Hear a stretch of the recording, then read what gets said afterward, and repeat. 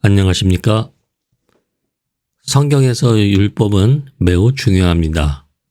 율법은 모세가 시내산에서 하나님으로부터 받은 계시일 뿐만 아니라 예수님도 율법을 폐하려고 온 것이 아니라 완성하려 온 것이라 했기 때문입니다. 문제는 율법주의가 문제인 것이죠. 성경의 문자도 마찬가지로 성경의 문자는 하나님의 말씀으로 중요하지만 문제는 문자주의가 매우 심각하다는 것입니다. 율법주의와 문자주의의 심각성은 그것을 절대시하는 주술 같은 맹종을 가져오기 때문입니다. 율법이든 문자이든 삶에 적용하려 할 때에는 단지 율법이나 문자를 읽는 것만으로는 충분하지 않습니다. 왜냐하면 상황과 시대적 배경이 바뀌기 때문입니다. 그래서 율법과 문자는 반드시 해석되어져야 하는 것입니다. 율법과 문자를 해석한다는 것은 반드시 율법 자체와 문자가 적용되는 상황을 동시에 고려해야 합니다. 성경의 율법적 문자도 단지 실천에 옮기기만 하면 되는 그런 성격의 것이 아닙니다. 현재의 상황이 그 법을 요청하는지, 그렇다면 그 법이 어떻게 적용되어야 하는지를 이해하는 것이 중요합니다. 즉, 율법이나 문자를 아무 배경 없이 기계적으로 지키는 것은 기계적인 율법주의나 문자주의적인 주술에 불과한 주술을 반복적으로 달달 외우고 외치는 우상 숭배에 지나지 않습니다. 이제 왜 그런지 성경 본문을 보며 알아보겠습니다. 출애기 20장 5절 6절을 보면은 다음과 같은 내용이 있습니다. 그것들에 절하지 말며 그것들을 섬기지 말라. 나 네 하나님 여호와는 질투하는 하나님인즉 나를 미워하는 자의 죄를 갚되 아버지로부터 아들에게로 3, 4대까지 이르게 하거니와 나를 사랑하고 내 계명을 지키는 자에게는 1000대까지 은혜를 베푸느니라. 이와 같은 내용이 신명기 5장 9절 10절에도 똑같이 있습니다. 이 구절들은 십계명 제2계명에 대한 결과를 말하고 있는 것이죠. 요점은 분명합니다.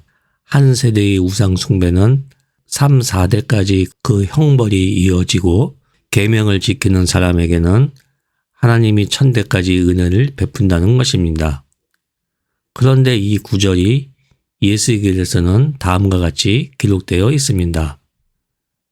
그런데 너희는 이르기를 아들이 어찌하여 아버지의 죄를 담당하지 아니하겠느냐 하는도다. 아들이 정의와 공의를 행하며 내 모든 율례를 지켜 행하였으면 그는 반드시 살려니와 범죄하는 그 영혼은 죽을지라. 아들은 아버지의 죄악을 담당하지 아니할 것이요 아버지는 아들의 죄악을 담당하지 아니하리니 의인의 공의도 자기에게로 돌아가고 악인의 악도 자기에게로 돌아가리라. 여기서는 형벌이든 은혜이든 후대에 이어지지 않고 당사자에게만 형벌과 은혜가 영향을 미치고 있습니다. 자, 우리는 출애굽과 신명기의 말을 따라야 할까요? 아니면 예스겔의 말을 따라야 할까요? 보시는 것처럼 문자주의로 성서를 보면 그때그때마다 입맛대로 골라 쓸 수 있는 문자 숭배가 되는 것입니다. 그럼 에스겔은 왜 이처럼 상반된 말을 했을까요? 예스겔이 문제라고 생각했던 것은 제2계명 자체가 아니라 제2계명을 기계적으로 적용하려는 사람들입니다. 아마도 그런 사람들은 자기 행위의 책임에서 벗어나고자 하는 사람이었을 것입니다. 즉 나의 문제가 부모 때문인 것이죠. 예스겔은 이런 사람들에게 제2계명을 핑계로 삼지 못하도록 하는 목적이었을 것입니다. 이처럼 출애굽과 신명기의 역사적 배경과 예스겔의 역사적 시대 상황이 다르기 때문에 다른 진술을 하고 있는 것입니다. 그래서 율법의 문자를 삶에 적용하려 할 때에는 단지 문자를 읽는 것만으로 충분하지 않습니다. 왜냐하면 상황과 배경이 바뀌기 때문에 문자는 반드시 해석되어져야만 하는 것입니다. 이와 같이 계시로 받은 십계명조차도 상황에 따라 다른 해석을 적용하는데 다른 것은 오죽하겠습니까? 한 예로 국가의 법도 시대가 발전하고 문화가 바뀌면 거기에 맞추어 법도 바꾸는 개정 작업을 합니다. 성경의 이런 다양성을 인정하는 것은 율법을 버리는 것이 아니라 성경의 다양성을 인정하는 것입니다. 복음은 율법을 폐하는 것이 아니라 보다 큰 다양성과 유연성을 율법에 주는 것입니다. 예수님은 안식일의 주인이라고 말씀하셨습니다. 예수께서 안식일법에 대한 바리새인들에게 이 말씀을 하실 때에는 율법 자체를 문제시하는 것이 아니라 율법을 문자대로 숭배하는 것을 말하고 있는 것이죠. 또한 예수 자신이 안식일의 법보다 더 큰 권위가 있다는 것이며 한편으로는 사람이 안식일보다 더 중요하다는 뜻도 되겠습니다. 이런 성경의 다양성과 상충되는 것을 가장 중요한 십계명 하나만 예로 들었지만 이런 예는 성경에 너무나도 많습니다. 여종에 관한 율법도 출애굽에서는 자유함을 얻지 못하지만 신명기에서는 자유함을 얻습니다. 열왕기와 역대서도 서로 상반되게 진술하고 있죠. 열왕기에 있는 다윗의 밧세바 사건이 역대서에는 빠져 있습니다. 역대기에서는 다윗과 솔로몬의 부정적인 모습이 모두 빠져 있습니다. 도대체 왜 그럴까요?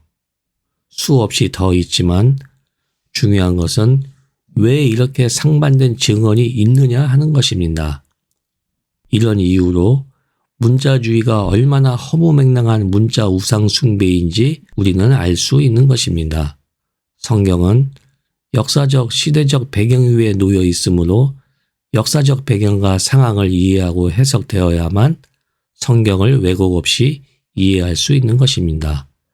하나님의 말씀이 살아있다는 것은 문자로 기록된 말씀이 변하지 않고 살아있다는 것이 아니라 성경 자체가 증명하듯이 시대와 상황에 따라 말씀이 재해석되어 선포되었다는 것이 살아있는 하나님의 말씀인 것이죠.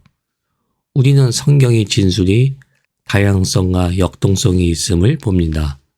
그리고 이것이 의미하는 바가 무엇인지를 끊임없이 묵상하고 연구해야 하는 이유인 것이죠.